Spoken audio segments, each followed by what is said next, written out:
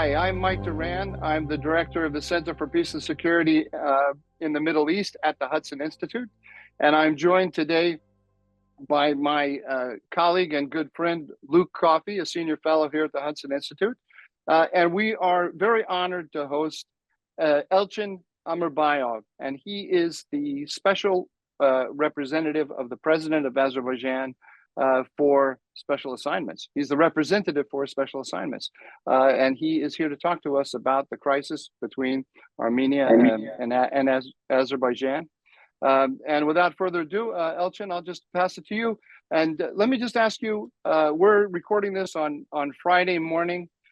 Can you just give us a general sense of what's happening right now as you understand it?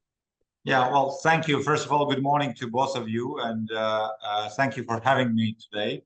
I will try to be very concise so that we could engage in an interactive dialogue mode, and I'm sure that you may have some further questions.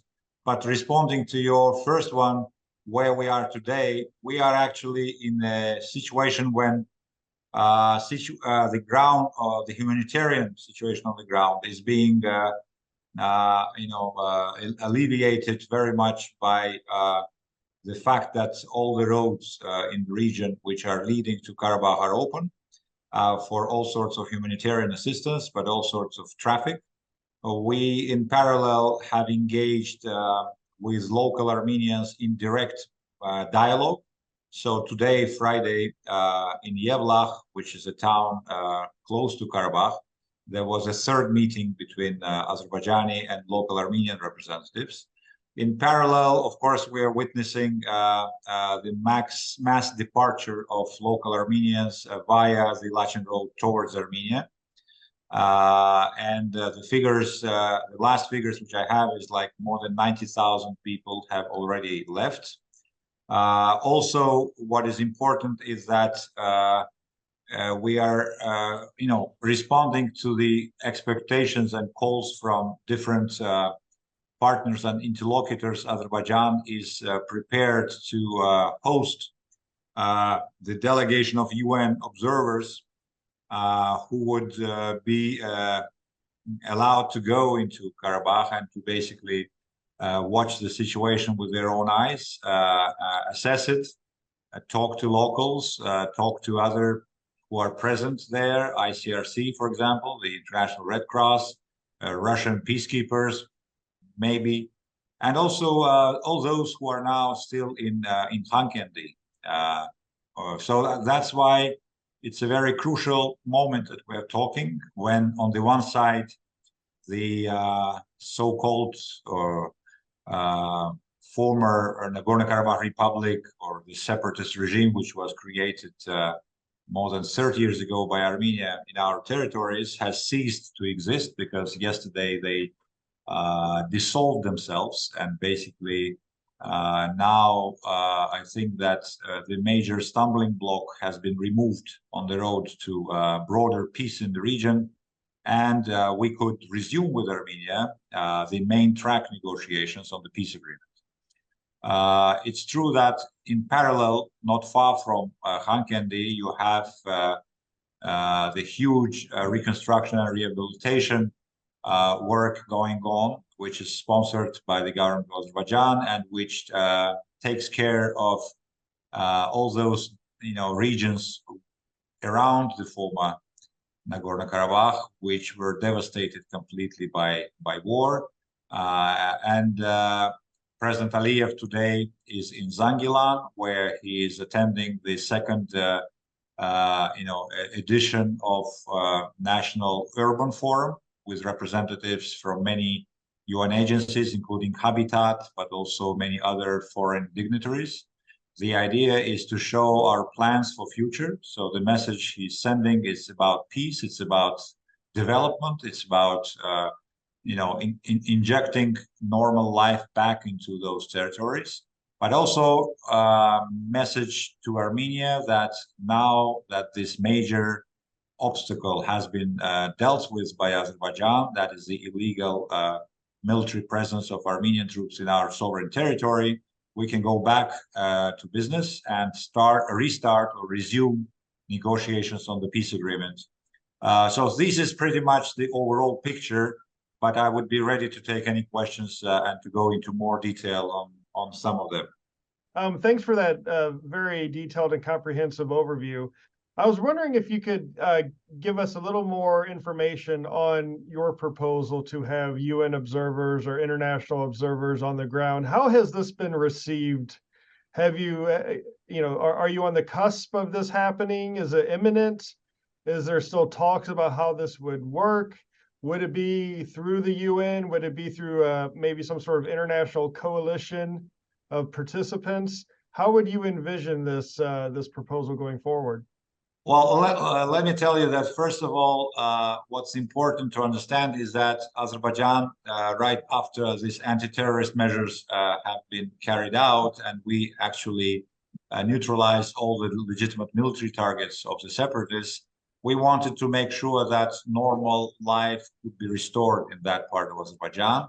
And of course, we were facing a situation where humanitarian outlook was not so bright. So that's why the first thing that we did was to put into full use both roads from Lachin and from Agdam for the deliveries of all essential staples, starting from food, baby food, medical equipment, drugs, and also to make sure that people on the ground are reassured that there is no plans from Azerbaijan and for the Azerbaijani military, for example, to enter the towns and villages, not to add to any possible panic among the population. So the idea was that we first need to tackle urgent issues, which is, to deliver necessary items for daily life to local peoples, but also to engage in further dialogue with them so that we could present them with our vision of the plan of reintegration of Armenian population of this region into Azerbaijani realm.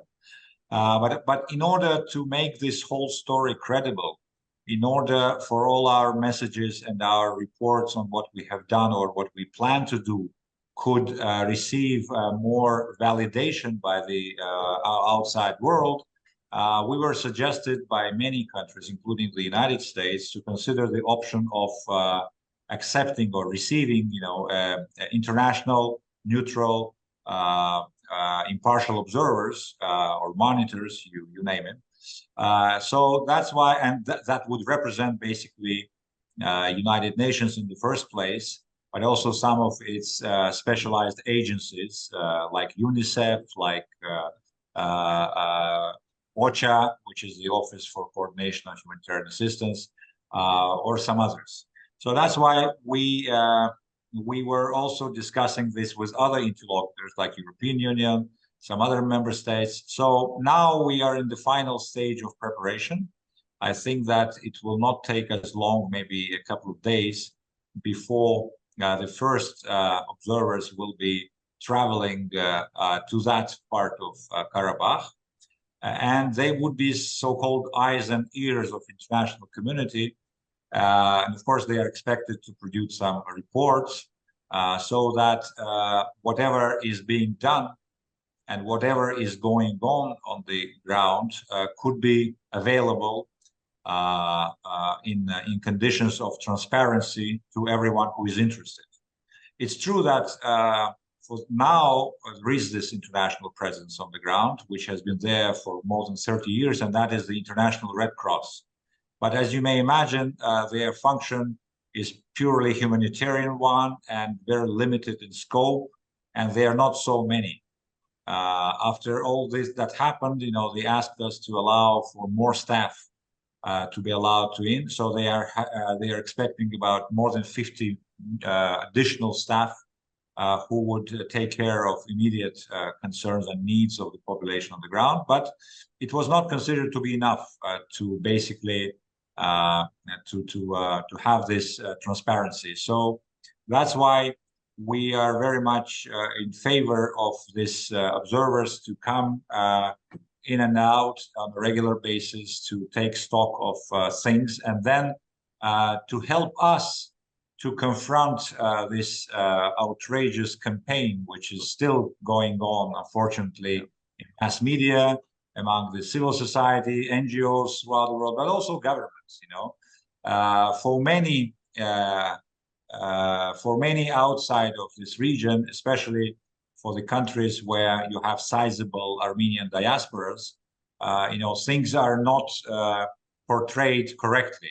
Basically, the Armenian narrative is overwhelming all the rest, and that's why the only way to counter that is to ensure maximum transparency on what we are doing and what's going on the ground, especially given the fact that we don't have anything to hide. Our only concern is that all those international efforts, they should be in full line with our own sovereignty and territorial integrity, so that whatever is named as independent sources of ensuring transparency could be in line with Azerbaijani laws. We're not talking about some other situations in the region, in the world, where you have conflict situations, you have complete chaos, you have failed states where state institutions are not functioning. So you need some kind of a body, international kind of mechanism which would replace that and make things work. Here it's a completely different situation. We have our own plans of how to normalize life on the ground. We are doing very active communication with local Armenians. As I said earlier today, a third meeting in 10 days took place between central authorities and local Armenians. And I should say that they were quite surprised when they heard the details of Azerbaijani plan of action, if you wish, which covers different areas where they could benefit their rights, like social, economic, political, cultural, linguistic, religious. But besides, accepting our idea on how we should proceed with this reintegration, which we want to be carried out in as smooth and as peaceful manner as possible, they also, given the urgency of the situation on the ground, they always come up with, with a list of demands or requests. At the first meeting, for example, they asked us to deliver, on an urgent basis, some food, some fuel, some electricity was interrupted, so some medicines. Unfortunately, a couple of days ago, there was this tragic incident with the fuel depot, which exploded, and as a result of that, a large number of people suffered. The latest I've heard is that more than 130 people perished. And of course, this added to this urgency of immediate action. And Azerbaijan immediately, at the same moment, we offered to provide our own ambulances with our own doctors. We sent out, a large number of firefighting machines, with our firefighters and so on.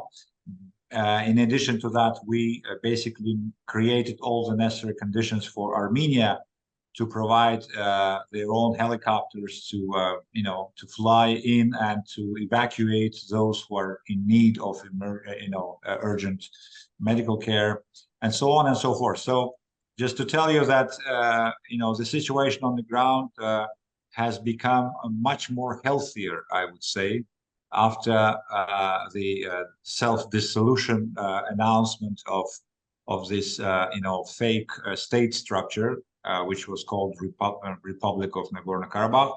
And as President Aliyev mentioned earlier today in Zangilan, he thinks that now that this issue has been efficiently dealt with, I mean, the illegal foreign military presence in our territory, this will facilitate, positive results, both between Baku and Khankendi, but also that clears pretty much the road towards more efficient and result-oriented negotiations between Baku and Yerevan on normalization of our relations, which means that we should immediately restart negotiations on the peace agreement. We should resume discussions on delimitation of border. And of course, we have to go back to discuss the reopening of communication links. So these are three main tracks of the peace process, which have a much brighter prospects now after Azerbaijan basically eliminated this, this stumbling block, which was blocking all possible progress. I've got some well, why don't, since you brought it up, why don't I just go right into the future negotiations? But I before we end, I want to go back and ask you some questions about how all of this happened. But one question that I have is, now that the Armenians no longer need the Elchin Corridor to go to their separatist enclave, does that lessen the possibility that the Zanggazor Corridor will be agreed between Azerbaijan and Armenia? Because my reading of the ceasefire agreement back in 2020 was that there was a kind of reciprocity. I don't know if it was actually explicitly stated in the document, in the tripartite document, but it was pretty clear that that Armenia will be given, we'll have the Elchin Corridor, and Azerbaijan will get the Zanggazor Corridor going from Azerbaijan to Nakhchivan across Armenian territory. Now that there's no more need for the Elchin Corridor for the Armenians, is that reciprocity gone, or do you expect that the Pashinyan government will be interested in coming to an agreement on the Zanggazor Corridor? Well, the short answer to your question would be for me to say that Azerbaijan remains committed to opening and usage of all possible roads in the region, including between Armenia and Azerbaijan. Even though most of the Armenian population has left Karabakh as a result of these three last days, it's important to emphasize that first, not all of them have left, but secondly, Azerbaijani government yesterday issued an appeal to those who have not yet left the territory to reconsider their decision and to stay in their residences and to try to embrace this proposal by Azerbaijan on their smooth and peaceful reintegration. So, but it's their personal and voluntary and individual choice of each family to decide whether they want to stay or to go. Many of them, when they are asked by journalists at the checkpoints at Lanchin, why are you leaving? They say, well, everyone is leaving and I'm also leaving. So many of them are, they have fear of some possible repercussions on the part of Azerbaijani military. Some of them are, swept away by this panic, which is overwhelming now. And but we also repeated it clearly that even though they will leave, it does not mean that they will not have the right to return. And we are talking about the right of return of those who are belonging to that territory, who were born in Karabakh. And of course, this excludes about 10,000 of soldiers and officers who belonged to Armenian armed forces. With their families, of course. So that's why I think that the road from Armenia, from Goris through Lachin to Karabakh will remain to be used also for all sorts of reasons, for individual passages by, in their own cars, for deliveries of humanitarian assistance, for commercial traffic, But since we are talking about a state border between Armenia and Azerbaijan there, of course, as far as commercial traffic is concerned and individual things are concerned, they will be subject to all the procedures which are normal when you cross an international border, which means, custom duties, border checks, and so on.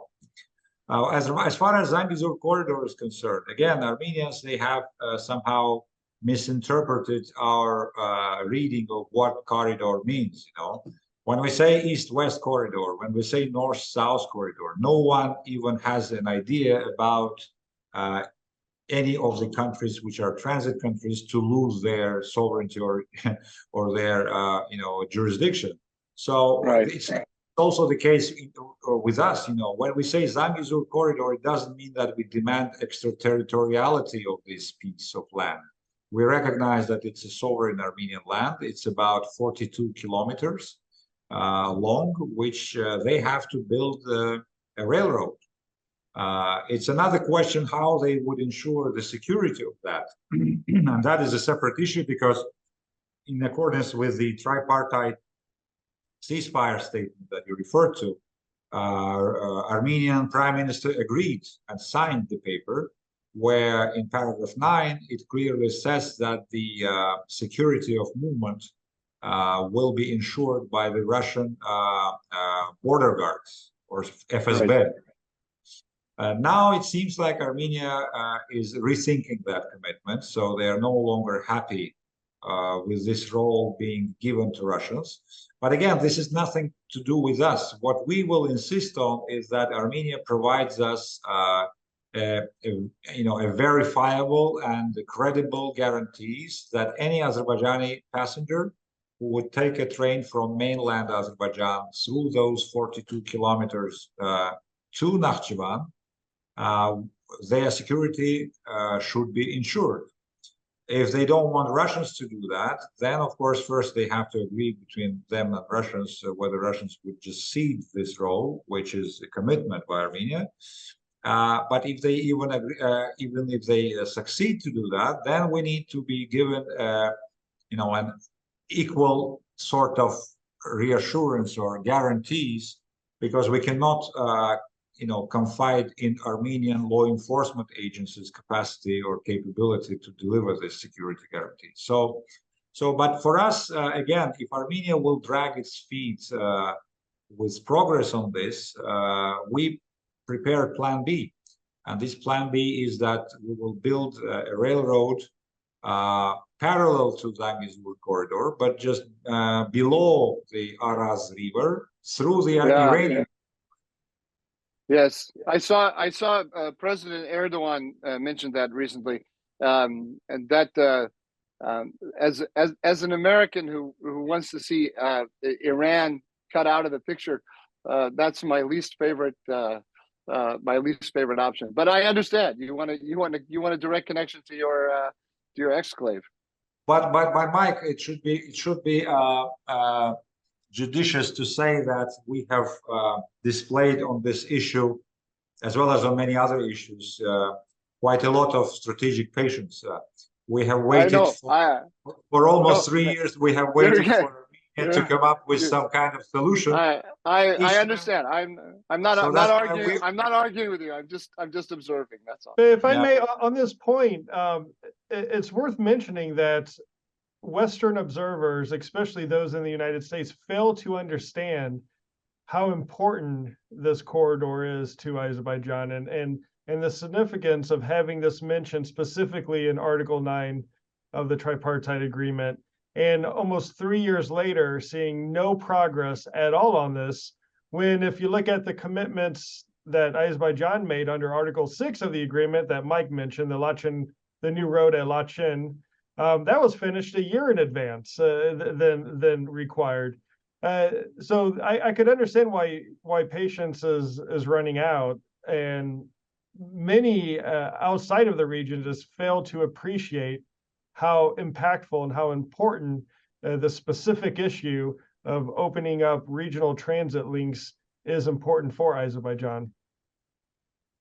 Well, that's true. I mean, for us, it is something which we wanted to achieve even 3 years ago. But we were given, numerous promises that, give us some time. We are working this out and so on and so forth. But finally, we're still there. So in order to encourage Armenia to act quicker, we just are showing to them that, we have a partner. We have alternative to this, and that now entirely the ball is in Armenia's court, because I think that they are also one of those who will benefit from the fact that they will finally put an end to their isolation from the regional economic activities. Absolutely. They will finally become the transit country that will allow them to earn money, but also they will be again put back on the map. But this, intransigence on this issue and this phobia about Azerbaijan's intention to take their territory from them it is not based on any single statement that you can, a public statement, I mean, which you can trace in Azerbaijan. And it was only yesterday when President Aliyev again reconfirmed that we don't have any ambition to get Armenian sovereignty away from them on this land. What we want is to for them to build this leg of the road. And I know that European Union and other potential donors already signaled their readiness to earmark necessary finance for that. And secondly, they should sort out the issue of security, because we cannot just limit this railroad to be a railroad which would be commercial traffic. It also needs to be passengers, who want to visit not only Nakhchivan, but through Nakhchivan to Turkey and then further on. So this is another version of middle corridor that we're talking about. The difference between the one that we have through Georgia is that here it contains also a peace building element, because it's about Armenia and Azerbaijan joining their hands and efforts in order to bring about an alternative route. So, but having not heard anything reasonable from Yerevan, we started discussing this issue with Iran, who was quite happy, because they also have certain interest, to get back into the regional game, and we are very close to finalizing the deal. In any case, we will start already this, because it's now also our commitment with Iran. But if Armenia will decide to go back to this option, we will be ready to discuss it with them, with all the reassurances that they need, that when we say corridor, it doesn't mean that they will lose sovereignty over that piece of their territory. Earlier this year, I was in Zanggazor, and I saw the extent of the Azerbaijani preparations to build this leg of the corridor. And I remarked to a friend that countries don't invest this much money in these sorts of in this sort of infrastructure if they're not really serious about building it. So I mean, the statement of seriousness is just overwhelming.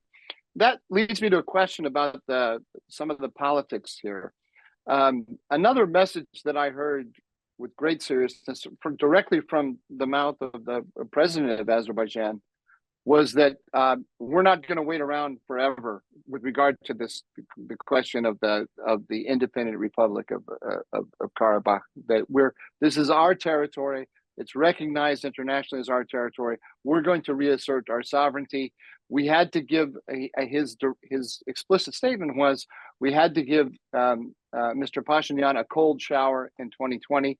Maybe he needs another one. And so I heard that. And I, again, remarked to friends, and I said, this is going to happen, and it's going to happen sooner rather than later. But everyone seems to have been surprised by the reassertion of Azerbaijani control. And so can you explain to me why did it come to them as a surprise? And in particular, I don't know if you want to, if in your position you want to do this, but I would love it if you could explain to me how you understand the calculations of Mr. Pashinyan. In a sense, I think this has kind of freed him up. He's got more options now, that he doesn't have to cater to this minority that wants to, at all costs, hold on to this to this fantasy. So I'd be curious to get any thoughts you have about all of that. Well, it's a very interesting question, because I myself was pondering many times on why the entire international community would not take seriously our argumentation on why we need to do this or that move. And while we always have demonstrated our patience on these issues, we always said that, this patient one day may run too thin. It was the case with this checkpoint at the Lachin, when we were trying to explain to the whole world that Lachin Road is being misused for all sorts of illegal traffic, including the military personnel, the landmines, the weaponry, citizens from third countries who would come and be hired to build new fortifications. So that's why when we failed to get any reasonable or efficient reaction, neither from the Armenian side nor from our major interlocutors, we decided just to install our own checkpoint and to put an end to this misuse. The same was with regard to this illegal foreign military presence. We have been we have been appealing to everyone, the United States, Russia, European Union, Armenia itself. Armenia has undertaken a commitment by paragraph 4 of the same trilateral statement, where they were obliged to pull out all of their armed forces from the territory of Azerbaijan in parallel with the deployment of Russian peacekeeping contingent. So that was something which was inked in November 2020 by Pashinyan. And up until September 2023, he was still playing in denial game in saying that, well, I don't have any army there.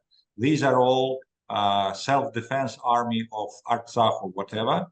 And that's why I don't feel like I have to fulfill something. Although even Russians, confessed, and they are the ones who have the boots on the ground, they told us also that, no, that's not true, because we know for sure that, they have thousands of their troops, which basically are still there, but who got stuck there because after the opening of Lachin checkpoint, they could not get back. So that's why, when we didn't see any movement on the part of Armenia, nor on the part of other international stakeholders to help us address this issue, at least to announce that, these guys are there, they are a real security risk to Azerbaijan. Azerbaijan does not feel comfortable to engage fully in peace talks with Armenia on peace agreement while it has someone behind his back, which could stab it at any moment, and which happened every now and then, because violations of ceasefire, people wounded from our side, killed, then they were planting new landmines. And so at some point we decided that, if we will not basically resolve this issue ourselves, we will face this major stumbling block for years. And it is blocking everything. It is blocking, the peace track. It is blocking all our potential dialogue with local Armenians, because this military junta, they were keeping the Armenian ordinary citizens or residents there as hostages. They were not even allowing them to receive Azerbaijani humanitarian assistance when they had some food difficulties. So these all led us to a situation when the temperature has become quite high. And then there were a series of provocations, which I will just very briefly enumerate to show what was the last straw that broke the camel's neck, as they say. First, Pashinyan, which is now, considered to be a courageous man after he has openly declared that he recognizes Azerbaijan's territorial integrity, including Karabakh. In the meantime, on the 2nd of September, he sends a congratulation letter to military junta in Karabakh on the 30th anniversary of the establishment of this so-called Nagorno-Karabakh Republic. So, how does that match with recognition of our sovereignty? Secondly, the guys on the ground actually persevered and ignored all our calls not to hold these so-called elections of the president, because we announced to them that, there was a gentleman's agreement between Putin, Pashinyan, and Aliyev when they signed this trilateral ceasefire statement, that nothing will be done by local Armenians to change this status quo on the ground. So they took this commitment, but they did not deliver. And on the 9th of September, they held so-called selections. It's not even election, because the 22 warlords who were sitting in the so-called parliament building, they just, voted in favor of this guy. And immediately after he was selected, he started to issue public statements to say that, well, my predecessor was a weak guy, I am the tough guy, and no integration with Azerbaijan. We will strengthen our independence. We will just don't give any thought to what Azerbaijan wants to tell us.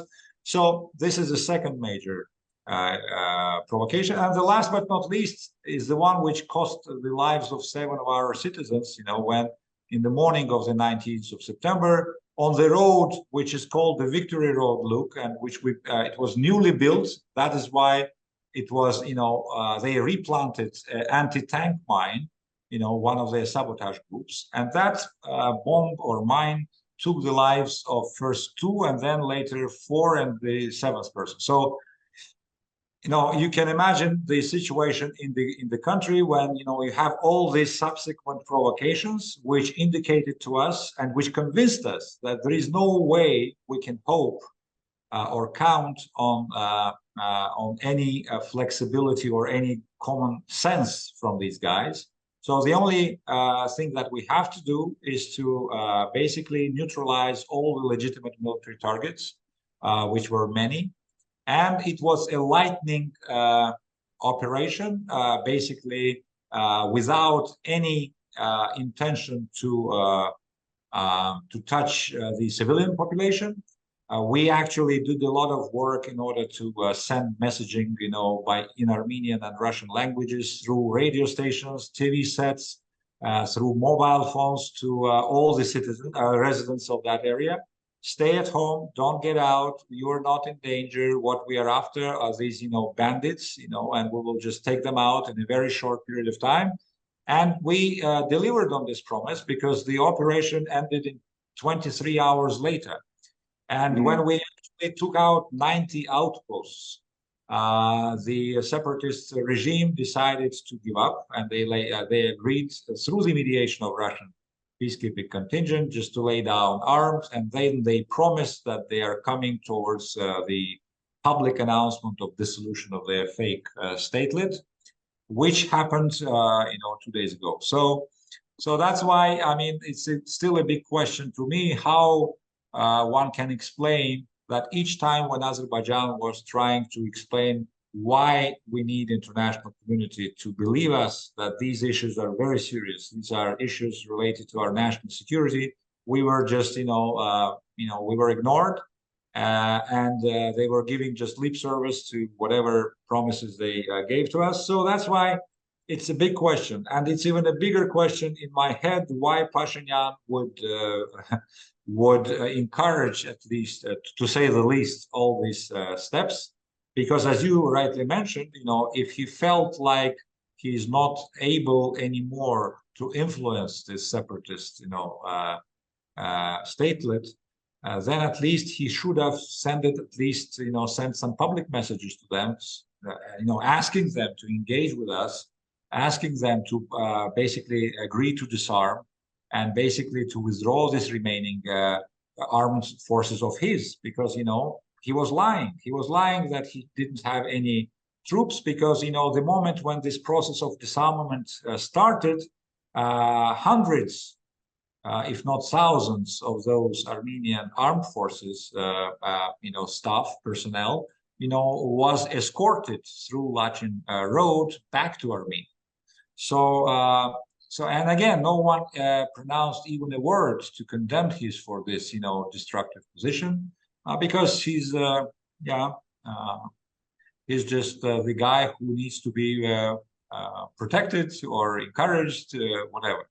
So that's why I think that now we basically want to make sure that this very positive signs that we are getting from our initial rounds of dialogue with local Armenians could be maintained, could be consolidated.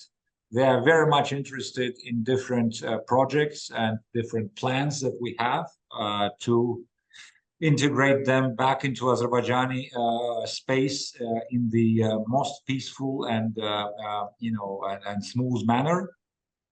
And in parallel, we believe that after we have addressed the issue of Armenian armed forces still stationed in our territory, we stand a big chance to finalize the text of the agreement. Hopefully by the end of this year. That will depend on the intensity of negotiation rounds. But we're hearing that the United States government remains committed to continuously serve as one of the possible facilitators, providing all the necessary conditions for 2 foreign minister-led delegations to come back to DC and to resume the text of the agreement from where we left it off. And just to finalize on this point, we're pretty much close to the half of the road, so we almost are done with almost 50% of the text. Of course, it's true that when you reach this stage, the remaining issues are much more complicated to deal with. They may take some more time, but now that this issue of separatist movements and the illegal armed forces in our territory is no longer an impediment to further progress, I think that the rest of the issues could be tackled in a relatively short period of time. Speaking of the negotiations, Mike mentioned in the beginning, we're recording this on Friday, September 29th, and on October 5th, there's going to be a meeting between your two governments in Granada, Spain, as part of the European Political Community Summit. What are the expectations for this meeting? I mean, it's happening soon after recent events. Has there been enough time to prep everything to get some meaningful outcomes, or is this just a confidence building dialogue measure in the first instance? Well, thank you for this question, Luke, because the vision of President Aliyev has been from the very start that this kind of meetings, they are not just meetings for the sake of meetings, and they do not just serve, as a CBM, hypothetical CBM. This time around, he made sure that all 5 countries involved, because we are talking about pentilateral format. It's European Union represented by Charles Michel, it's France represented by its President Macron, Germany Chancellor Scholz, and President of Azerbaijan and Prime Minister of Armenia, who will take part. President Aliyev's wish was to make sure that this meeting could be well prepared in advance, and that's why a couple of days ago, foreign policy advisors or Sherpas of 5 leaders, they got together in Brussels in order to go into detail on the preparation. So the idea is to come up with an agenda of the meeting, which is shared by all.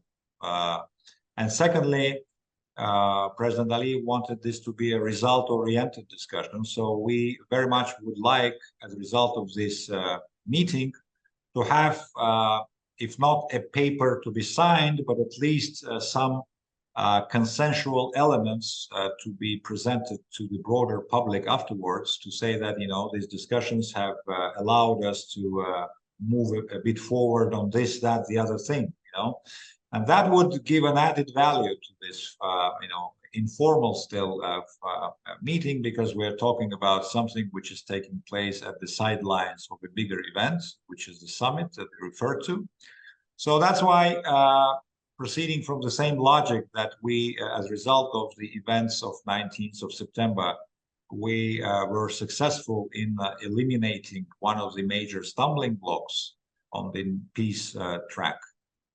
We may be rather cautiously optimistic about some kind of progress. For that, we needed to know whether Armenia would be ready to participate and to participate constructively within such a short period of time from this counter-terror measures.